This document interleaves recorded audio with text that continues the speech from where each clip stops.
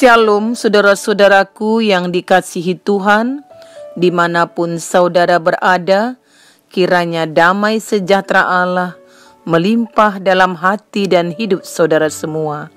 Sebelum kita mendengarkan firman Tuhan, mari berdoa. Bapa di surga, kami mengucap syukur hanya kepadamu untuk kasih setiamu yang terus menyertai kami. Hingga saat ini, kami mau mendengarkan firman-Mu lagi. Roh Kudus-Mu kiranya menolong kami, agar kami pun dapat memahaminya. Demi nama Yesus, amin. Firman Tuhan, Lukas 4 ayat 14 sampai 21. Yesus kembali ke Galilea.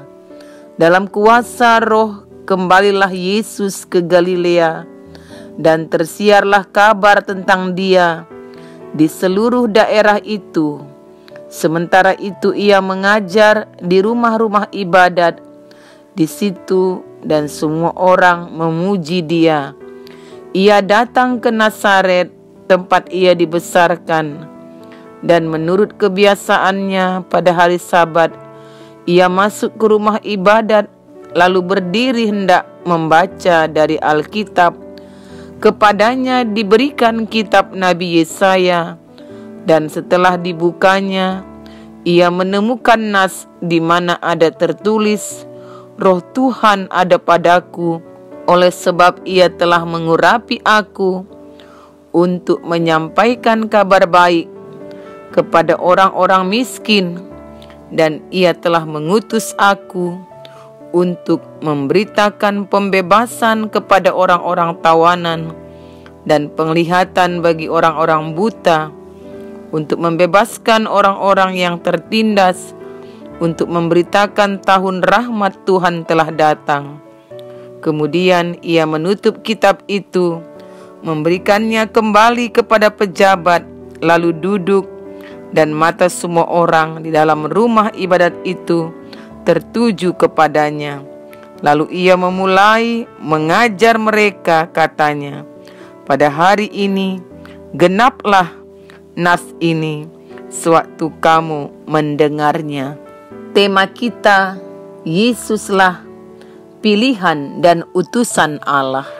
Saudara-saudaraku, ketika Yesus melewati masa pencobaan di padang gurun selama 40 hari, pada Lukas 4 ayat 1 sampai 13, Yesus datang ke Nazaret. Nazaret adalah sebuah kota kecil yang terletak di daerah Galilea, tempat Tuhan Yesus dibesarkan. Di kota ini juga Yesus memulai pelayanannya bagi orang banyak untuk pertama kalinya. Ketika Yesus kembali ke kota asalnya itu, ia penuh dengan Roh Kudus. Ketika sampai di Nazaret, Yesus masuk ke dalam rumah ibadat. Terlihat bahwa Yesus mempunyai prioritas yang juga merupakan kebiasaannya, yaitu untuk datang ke rumah ibadat pada hari Sabat. Lalu di situ Yesus mulai mengajar para pengunjung Bait Allah. Mereka takjub dengan pengajaran yang dilakukan Yesus, karena dia mengajar sebagai orang yang berkuasa, bukan sebagai ahli Taurat, seperti yang dapat kita baca dalam Matius 7 ayat 28 sampai 29. Dan Yesus pun mengajar tanpa melihat kitab. Dan pada pengajarannya yang diceritakan juga di Injil Matius dan Markus, Yesus pun memakai metode mengajar dengan perumpamaan. Saudara-saudaraku, bagian Alkitab yang dibaca Yesus dalam nas ini terambil dari kitab Nabi Yesaya 61 ayat 1 sampai 2. Jika dibandingkan dengan nubuat Nabi Yesaya yang tertulis di kitab Yesaya itu dengan Injil Lukas, sesungguhnya memiliki beberapa perbedaan dalam kata-katanya. Tetapi inti dari nubuat tersebut tetaplah sama. Nubuat itu berisi tentang kabar baik bahwa akan datang seorang utusan, seorang hamba Tuhan. Hamba Tuhan adalah orang yang diurapi oleh Roh Kudus, dan yang dimaksud dengan hamba Tuhan dalam nubuat ini menunjuk kepada Yesus. Saudara-saudaraku yang dikasihi Tuhan, lalu apa yang menjadi tujuan hamba Tuhan itu diurapi dan diutus ke dalam dunia? Jika kita bandingkan dengan Yesaya 61 ayat 1 dan 2, ada beberapa hal yang menjadi tujuan kedatangan Yesus, yaitu menyampaikan kabar baik kepada orang miskin, memberitakan pembebasan bagi para tawanan, mencelikkan orang buta, memberitakan saat pembebasan dan penyelamatan, dan memberitakan tahun rahmat Tuhan. Tahun rahmat sering juga diartikan sebagai tahun Yobel dan tahun Sabat, di mana keduanya berarti tahun yang dinanti-nantikan. Saudara-saudaraku, kembali kepada nas renungan kita, di mana orang-orang miskin dalam Lukas adalah orang-orang yang pertama yang menerima kabar baik, kabar Injil. Orang-orang miskin dalam Injil Lukas ini merupakan orang-orang yang secara ekonomi kurang ataupun tidak beruntung. Mereka terpinggirkan, umumnya disebabkan oleh karena sistem yang tidak adil, sistem yang lebih banyak menguntungkan orang-orang kaya serta para pejabat pemerintah dan agama pada waktu itu. Mereka adalah orang-orang yang berada di lapisan bawah masyarakat, orang-orang yang tidak diperhitungkan sama sekali. Banyak dari antara orang miskin ini menjadi tawanan. Ada yang menjadi tawanan perang, tawanan karena utang, juga karena masalah kriminal. Demi memperjuangkan kelangsungan kehidupan, dan mereka tidak memiliki kemampuan untuk memperbaiki kehidupannya. Bahkan banyak dari mereka yang sakit secara fisik, antara lain buta, dan mereka tidak memiliki kemampuan ekonomi untuk menyembuhkan penyakitnya.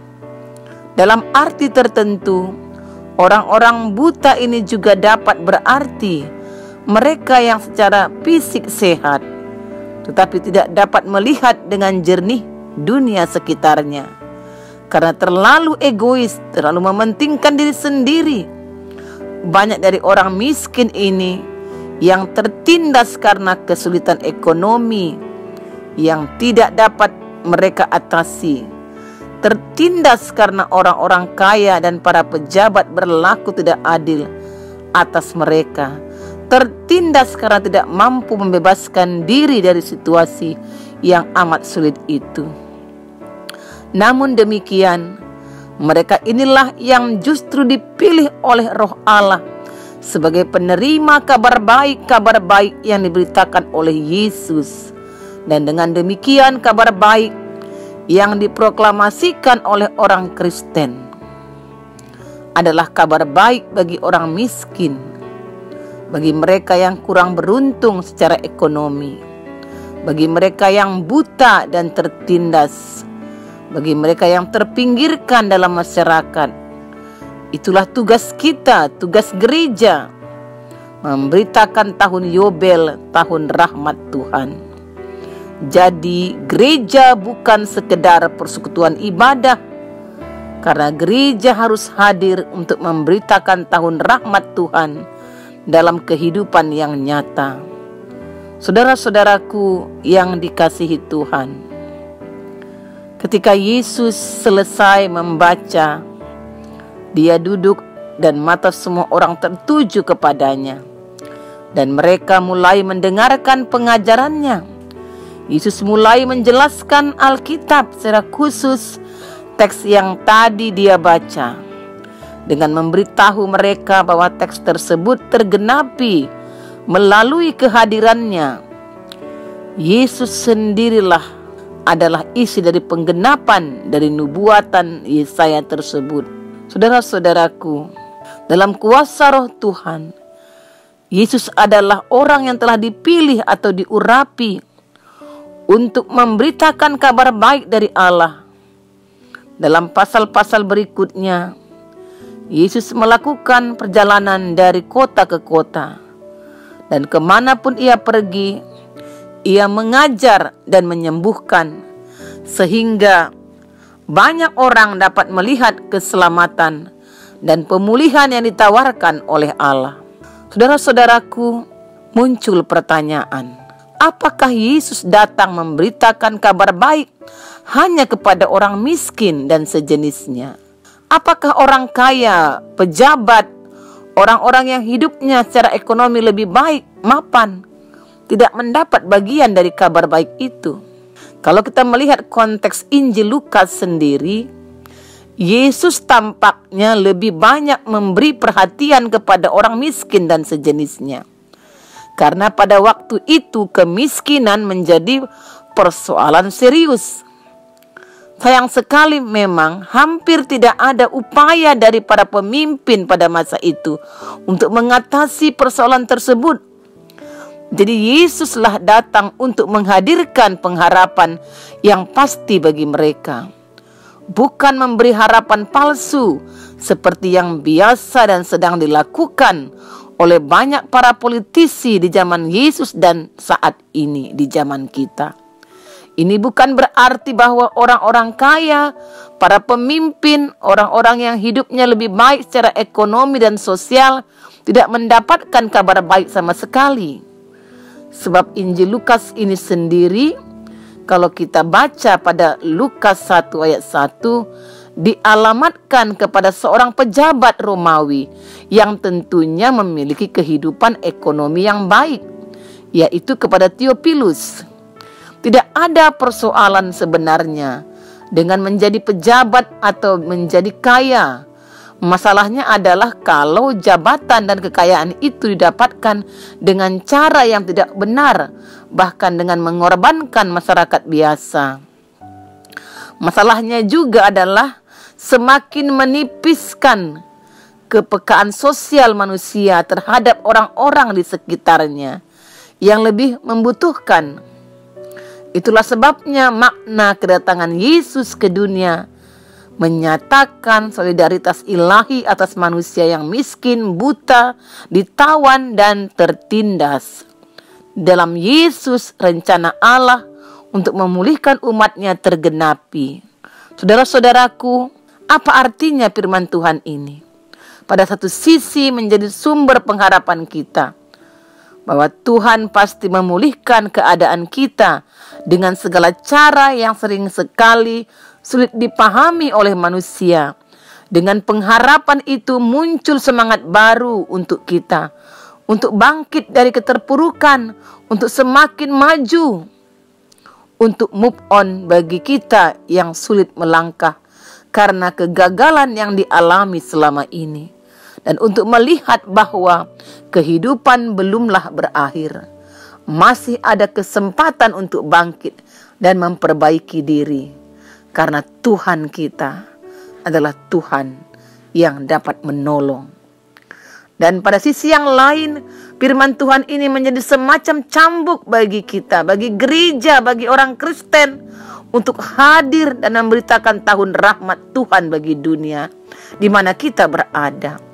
Memberitakan tahun rahmat Tuhan berarti membebaskan orang-orang yang selama ini mungkin tertindas, terlilit utang dan tidak dapat lagi mampu untuk membayarnya, dan tidak lagi mampu akhirnya menghidupi kehidupannya. Memberitakan tahun rahmat Tuhan berarti menolong mereka yang membutuhkan, menolong dalam pengertian yang sesungguhnya, yaitu membebaskan bukan membebani. Memberitakan tahun rahmat Tuhan berarti membimbing dan menunjukkan jalan keluar terbaik bagi mereka yang hampir kehilangan pegangan dan pengharapan. Bukan sebaliknya, malah memanfaatkan kekurangan, kelemahan, dan ketidakberdayaan mereka untuk kepentingan kita. Memberitakan tahun rahmat Tuhan berarti meringankan beban mereka yang tertindas, bukanlah sebaliknya. Menimpa mereka dengan beban baru, yang akhirnya mereka sangat menderita. Seperti ungkapan yang sudah kita cukup kenal, sudah jatuh ketimpa tangga pula. Saudara-saudaraku, tema kita adalah Yesuslah pilihan dan utusan Allah. Itulah memang diri Kristus yang telah diperkenalkannya. Dia yang penuh roh dan dia datang untuk membebaskan. Tapi juga Tuhan memakai kita sebagai kawan sekerjanya untuk hadir di tengah-tengah dunia ini, untuk membawa berita Injil, kabar baik bagi orang-orang miskin. Sebab kita pun sudah dipilih dan diutusnya ke dunia ini. Sebagai orang-orang yang sudah dipilih dan diutus, hendaklah kita juga memohonkan roh Tuhan selalu memampukan kita untuk dapat dipakai oleh Tuhan, mewartakan kabar baik dan menyampaikan tahun rahmat Tuhan sudah ada, sudah datang di tengah-tengah dunia ini. Inilah yang harusnya kita tahu, bahwa kita pun akan tetap dipakai oleh Tuhan untuk menyampaikan kabar baik itu, bahwa kedatangan Yesus adalah kedatangannya yang membawa misi ke dunia ini, memberitakan firman dan kebenarannya kepada orang-orang yang sungguh menderita. Inilah firman Tuhan. Biarlah kita pun dipakai oleh Tuhan sebagai alatnya untuk menjadi berkat bagi sesama, terlebih yang membutuhkan. Mari berdoa. Terima kasih Tuhan Yesus, Engkau telah melawat kami dengan firman-Mu dan mengingatkan kami, orang yang telah Kau pilih dan Kau utus untuk menyampaikan kabar baik dan menyampaikan tahun rahmat Tuhan. Lewat tindakan kami yang nyata, menolong yang lemah. Inilah kami ya Allah. Kuatkanlah kami untuk melakukannya. Demi nama Yesus, amin. Shalom saudara-saudaraku. Tuhan Yesus memberkati.